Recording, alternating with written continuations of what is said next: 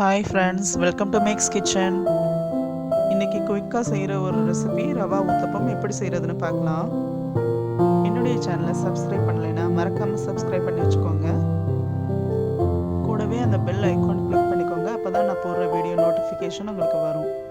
இது ஒரு breakfast recipe, ரொம்ப சிம்பிளாக 5 நிமிஷத்தில் பண்ணிடலாம். வாங்க பார்க்கலாம். இப்போ இதுக்கு தேவையான பொருள் என்னென்னு பார்க்கலாம். 1 கப் ரவை, 1/2 கப் தயிர், அதுக்கு தேவையான அளவு உப்பு, 1/2 டேபிள் ஸ்பூன் பேக்கிங் சோடா, மல்லி இலை கொஞ்சம், ஒரு வெங்காயம் வந்து கட் பண்ணி வச்சுருக்கேன், ஒரு கேரட் துருவி வச்சுருக்கேன், பச்சை மிளகா கொஞ்சம், சில்லி ஃப்ளேக்ஸ் கொஞ்சம், அதுக்கு தேவையான அளவு தண்ணி, அவ்வளோதான். இப்போ இதுக்கு மாவு ரெடி பண்ணிக்கலாம். இதுக்கு ஒரு பவுலில் 1 கப் அந்த ரவை எடுத்து வச்சுருக்கோம்ல, அது சேர்த்துக்கிறேன். பேக்கிங் சோடாவும் சேர்த்துக்கிறேன். இப்போ தேவையான உப்பு அதையும் சேர்த்துக்கலாம். இப்போ அந்த 1/2 கப் தயிர் அதையும் சேர்த்துக்கிறேன். இப்போ நல்லா வந்து மிக்ஸ் பண்ணிக்கலாம். இது மட்டும் நல்லா மிக்ஸ் பண்ணிவிட்டு அதுக்கப்புறம் கொஞ்சம் கொஞ்சமாக தண்ணி சேர்த்து மாவை வந்து செய்ய போகிறோம்.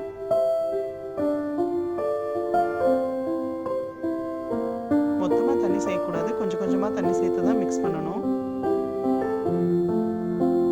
மாவு இந்த அளவுக்கு கெட்டியாக இருக்கணும், ரொம்ப தண்ணியாக இருக்கக்கூடாது. இப்போ தவா நல்லா சூடாகிடுச்சு. இப்போ ஆயில் ஊற்றி அதில் ஸ்ப்ரெட் பண்ணி விட்டுக்கலாம். இப்போ நம்ம கலந்து வச்ச மாவை அதை அதில் ஊற்றிக்கலாம். ஒரு 2 கரண்டி ஊற்றுறேன், ஏன்னா சின்ன கரண்டியால் ரொம்ப ஸ்ப்ரெட் பண்ணக்கூடாது. ஊத்தப்பம் வந்து நல்லா திக்காக சின்னதாக தான் இருக்கணும். ஸோ இப்போ நான் சில்லி ஃப்ளேக்ஸ் கொஞ்சம் யூஸ் பண்ணிக்கிறேன். கொஞ்சம் கேரட் அதில் போடலாம், கொஞ்சம் வெங்காயம், பச்சை மிளகா, மல்லித்தலை கொஞ்சம். பச்சை மிளகா கம்மியாக யூஸ் பண்ணுறதால சில்லி ஃப்ளேக்ஸ் யூஸ் பண்ணுறேன். ஏன்னா என் குழந்தைங்க அதை சாப்பிட மாட்டாங்க, காரமாக இருக்குன்னு அவாய்ட் பண்ணுவாங்க. அதனால இப்போ நல்லா ப்ரெஸ் பண்ணி விட்டுட்டு 1 ஸ்பூன் எண்ணெய் விடலாம். சிம்லேயே வச்சுக்கோங்க, அப்போ தான் நல்லா குக் ஆகும். ஊத்தப்பம் திக்காக இருக்கும் இல்லையா, அதனால சிம்லேயே வச்சு தான் அதை குக் பண்ணணும். ஒரு 2 நிமிஷம். இப்போ 2 நிமிஷத்துக்கு அப்புறம் நம்ம திருப்பி போட்டுக்கலாம். அவ்வளோதான்.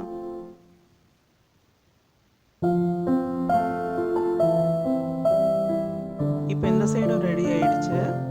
அவ்வளோதான், எடுத்துடலாம். ரொம்ப கலர்ஃபுல்லாக ஊத்தப்பம் வந்து ரெடி ஆயிடுச்சு, ரவா ஊத்தப்பம். இப்போ என்னென்னா நம்ம சுடலாம். அதுக்கு முதல் ஆயில் வந்து நல்லா ஸ்ப்ரெட் பண்ணி விட்டுக்கலாம். இப்போ அதே மாதிரி மாவு ஊற்றிட்டு அந்த பபிள்ஸ் வந்ததுக்கப்புறம் கொஞ்சம் சில்லி ஃப்ளேக்ஸ், கேரட், வெங்காயம், மல்லி இலை போட்டு நல்லா கொஞ்சம் எண்ணெய் ஊற்றி ப்ரெஸ் பண்ணி விட்டுக்கலாம். கொஞ்சம் நிறையவே எண்ணெய் ஊற்றிக்கலாம் ஊத்தப்பம்ன்றதால.